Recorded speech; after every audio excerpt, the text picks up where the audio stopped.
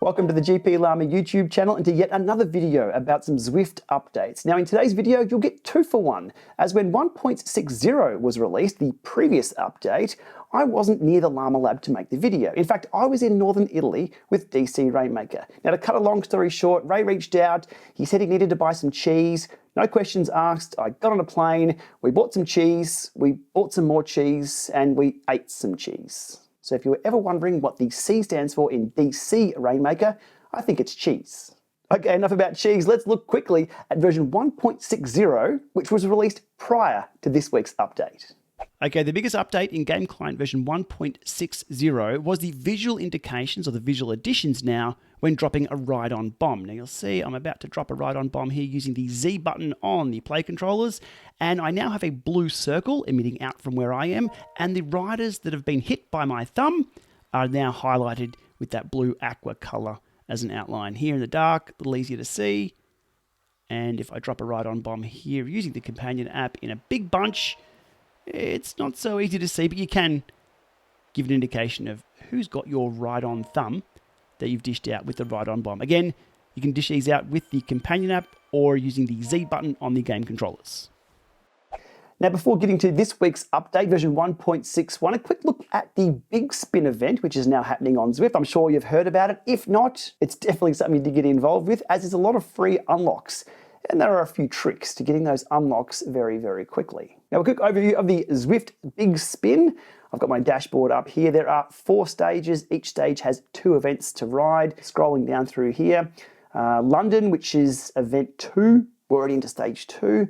Stage 1 being Mercury Islands. New York's coming up. France is coming up. But what you need to know about is when you complete the event, either doing the full course or the late join, which I'll talk about in a moment, you will unlock a reward. Now, these rewards are exclusive to this event at this point in time. There's the tri-spoke and disc wheel, which I still haven't got yet after about 15 spins. Some socks, some shoes, the atomic cruiser, a spike that one, the blue sky helmet, and some orange headphones. Now, as I said, as you complete those events, you will get a spin wheel and you'll win something. If you've already won the item, I believe you get a ton of drops or XP or something like that. Definitely worth doing.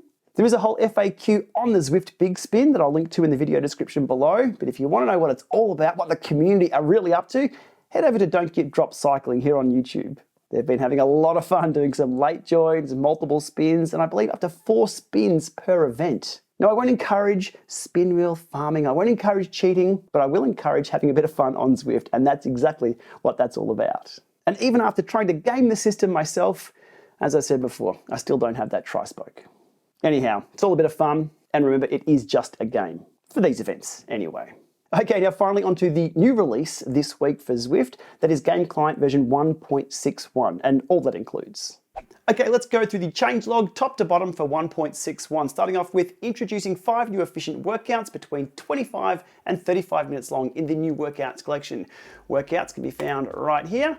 The new collection can be found right here, and there are 1, 2, 3, 4, 5 workouts, all coming in under 36 minutes because that one's 35 minutes. Next up, they say pressing the continue button on the post-ride streak screen will now immediately dismiss this screen. They are always changing the streak screen around. I'd like the streak screen to be part of the home screen and less prompty at the end of a ride. Let's see what they come up with in the near future for that. Zwift state that when selecting a robo-pacer from the home screen, the current location of the robo-pacer is now easier to see on the route map. Robo-pacer, we'll scroll down for those. Okay, 24/7 group rides. Let's have a look on, well, TikTok's pretty easy. Let's have a look on Wandering Flats, Mercury Island, and we have the indication that that's where they are located. Now, direction-wise, you will be able to tell when the little icon goes. Okay, so they're heading in this direction here, almost starting and finishing. So if you want to click the badge, you know how close they are to the start and finish of that particular route. Let's have a look at another one, scrolling across to railways and rooftops. A little harder to see there, but that's where they are. And also a new favorite, the Big Ring, sea-paced ride over on Mytopia, and they are on the new coastal route already heading that direction. So there we are, RoboPace is easy to spot from the home screen, so you know where you're dropping into those rides. In 1.61, Zwift have improved the performance, or fixed the performance, of the Zwift tri-spoke and disc wheel set, which can be unlocked by participating in the Zwift Big Spin event. Unfortunately, I don't have these unlocked so far, so I can't show you that one. For those into racing and results, race results are now accessible via the web portal, offering a similar level of convenience as the Zwift companion app race results. Scrolling down here to a race I participated in a little while back, you can see some information there about the ride, and scrolling down, we'll see the race results, and from here we can click on more information about who participated and what the results were. The two following line items are just miscellaneous fixes there. Next up is the Zwift Click fixed an issue that would cause the Zwift Click not to automatically reconnect to the pairing screen during new sessions. So the Zwift Click can be paired via, well, it's going to automatically pair for me right here. Hey, there we go. Didn't even need to click on. So there's the fix in action. I just woke up the Zwift Click and bang, it reconnected for me straight away. And the next 1, 2, 3, 4 line items are all miscellaneous fixes and updates. Nothing much to report there.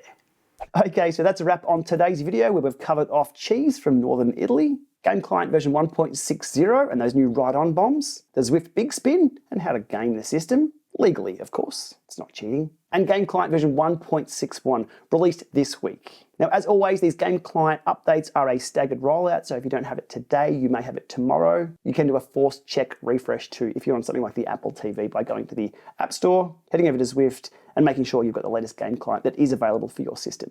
Okay, we'll leave it there for today. Thanks for watching this one. As always, if you found it informative, please give it a thumbs up, hit subscribe to be across more posts on this channel, and stay tuned for more cheese with DC Rainmaker. I think next up is Eurobike in a few months' time. All right, we'll see you soon.